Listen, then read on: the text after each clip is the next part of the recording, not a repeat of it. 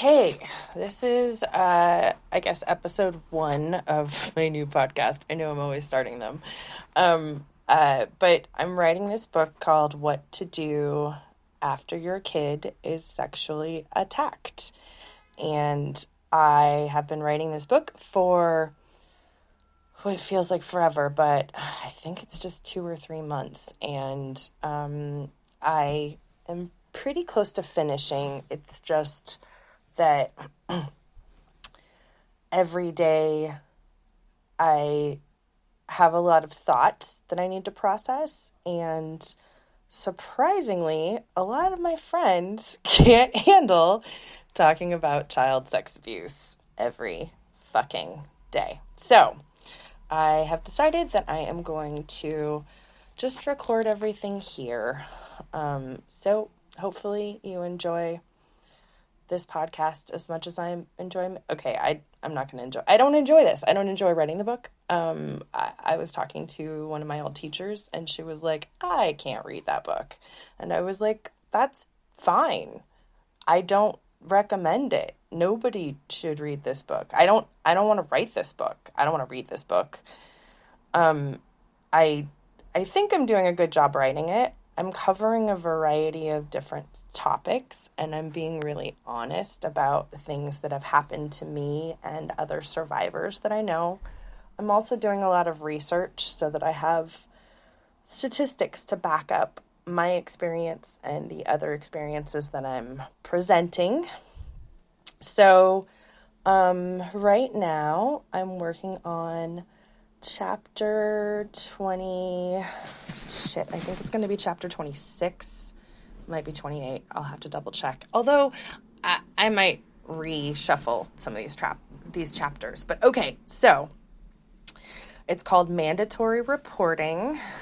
Let's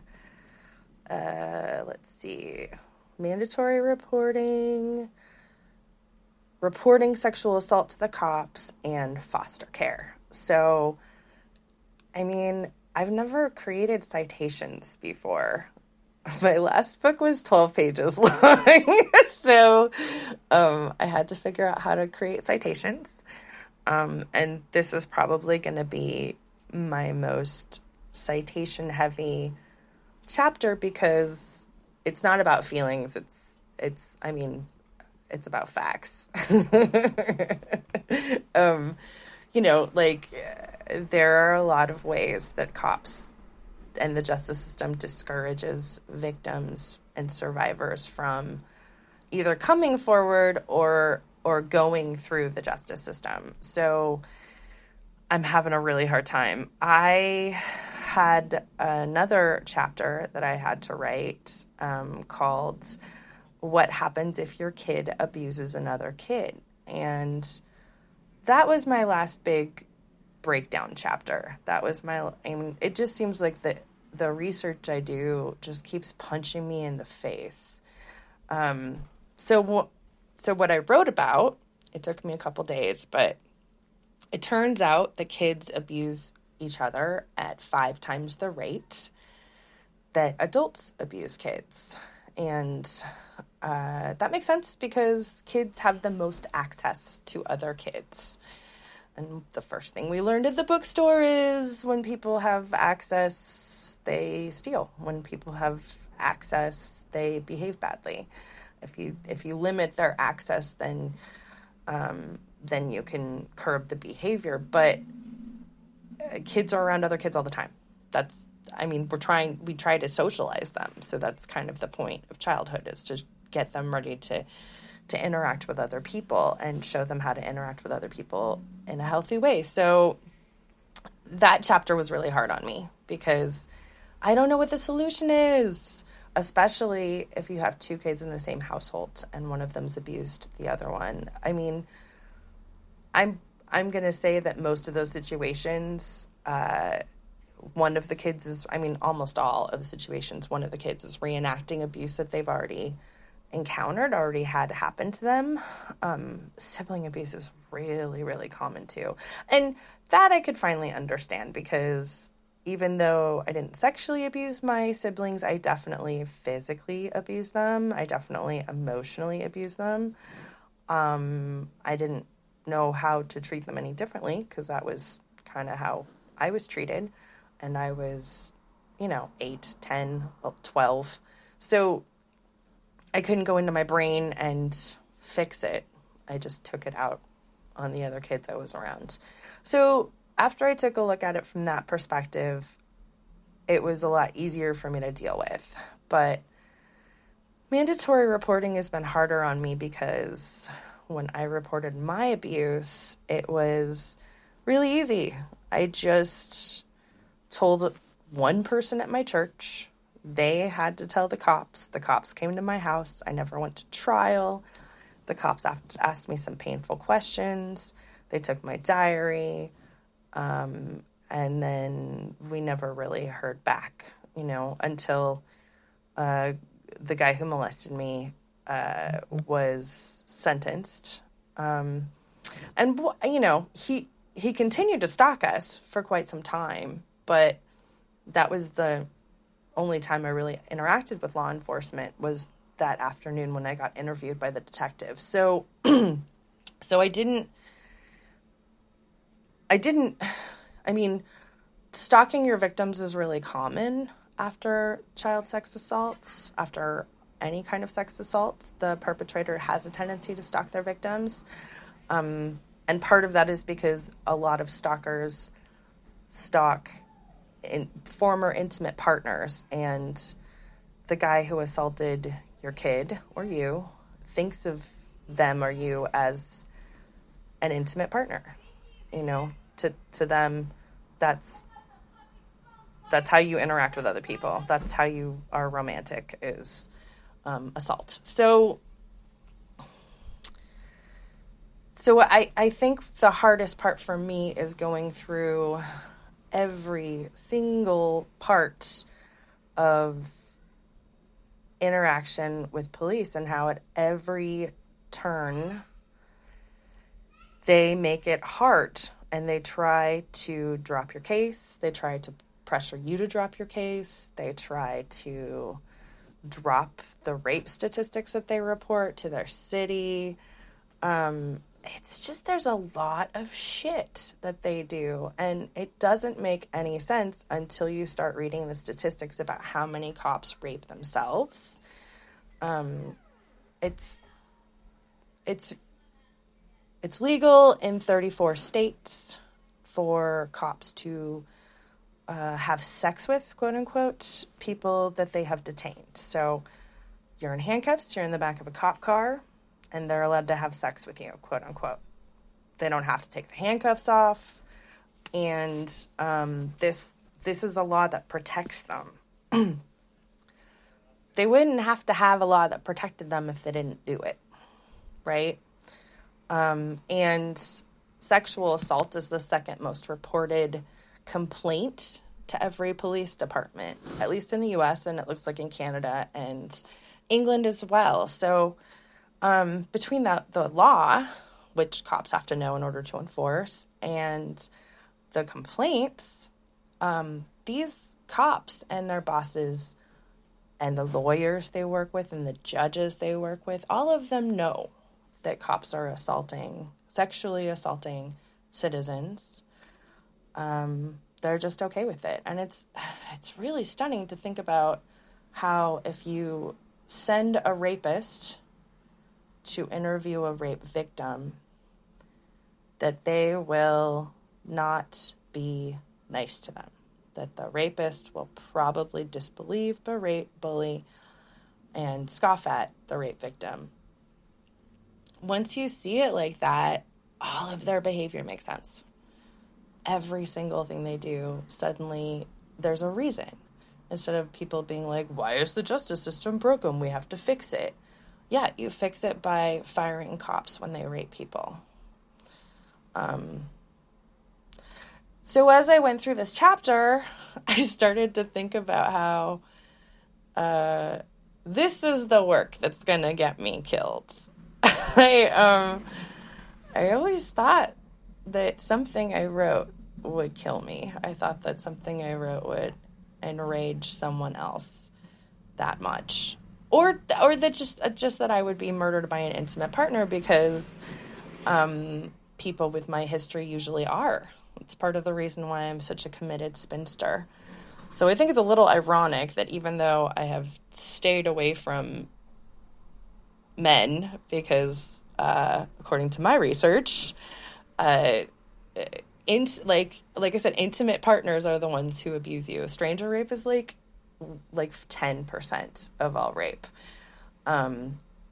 It's either acquaintance, friend, or intimate, like partner, like date or lover or boyfriend or girlfriend.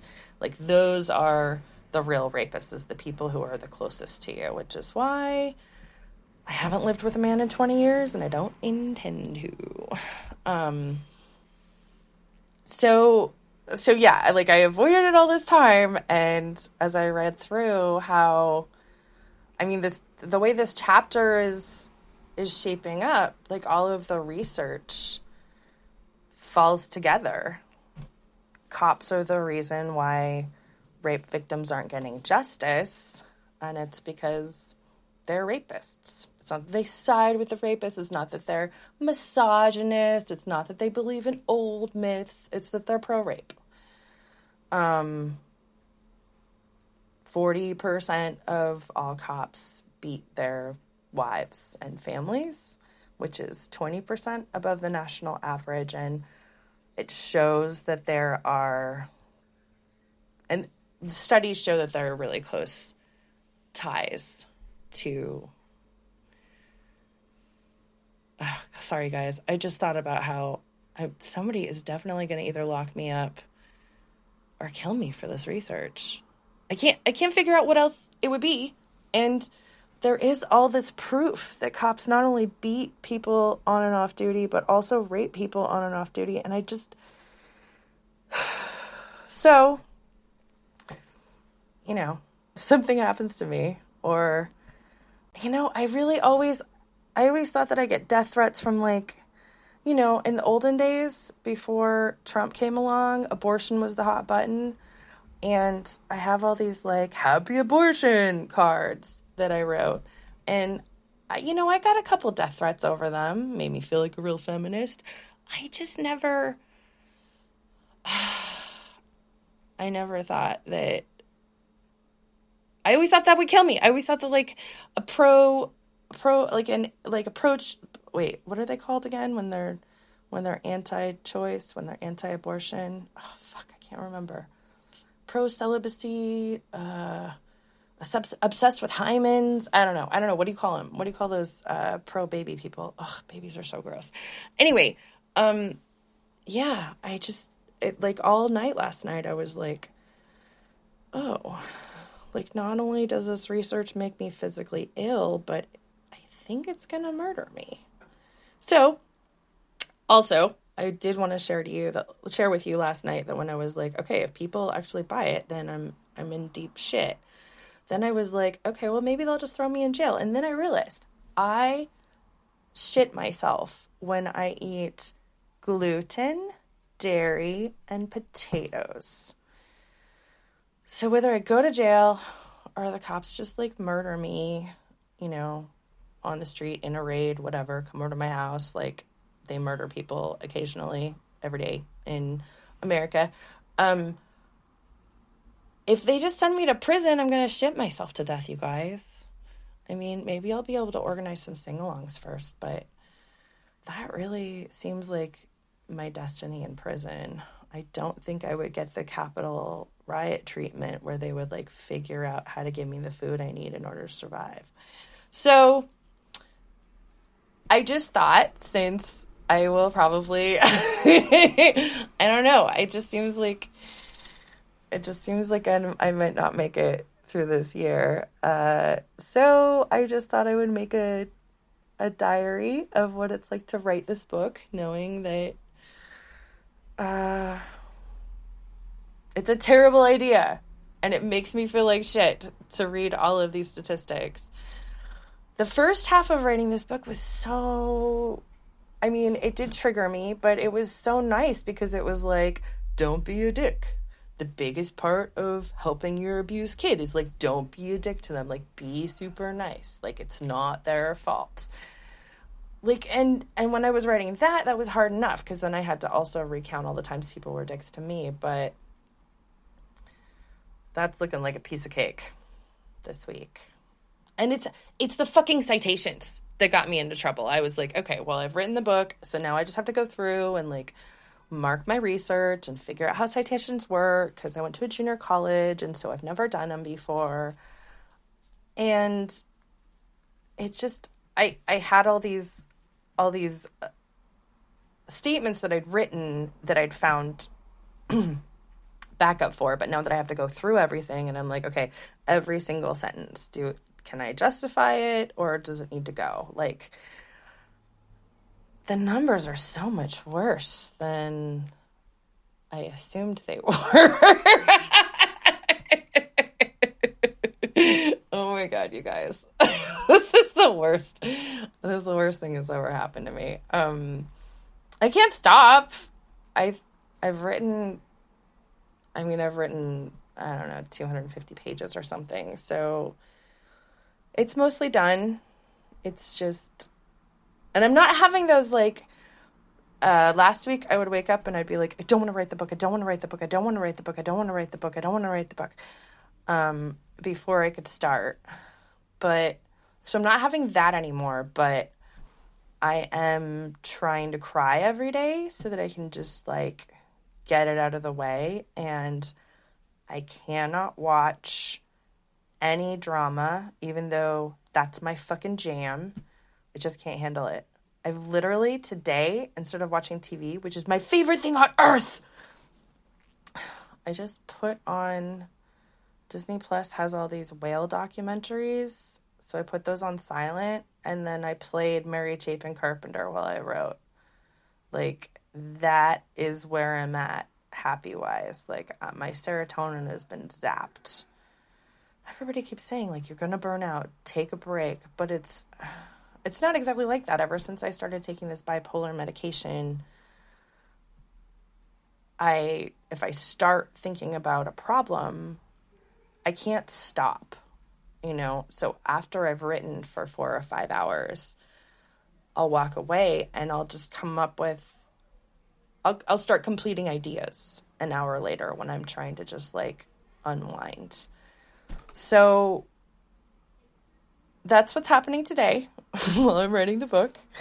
I hope that this has been helpful to you in some way. I don't know why you would listen to this. I don't know why anybody would read this book. I don't know why I'm writing this book. It sucks. Okay, so yesterday I couldn't really handle writing the book. It was like a big cry day because I'd saved up a lot of crying from the beginning of the mandatory reporting chapter. So I made some snarky cards, which is the thing that I usually do instead of writing about childhood sex abuse. So I am going to read you some of the cards I came up with yesterday so that you can feel better about having listened to this horrible tale. Okay. So I wrote this for Midge. It says, Dear Midge, I love you from the bottom of my tits, where I keep all of my crumbs, food, tits, and you, my 3 favorite things. Sincerely, Alisa. Okay. Dear Janae, vengeance is mine, saith the bitch. I slay, you pay. Sincerely, Alisa. And this is for everybody, I guess. I think it's actually dedicated to this book.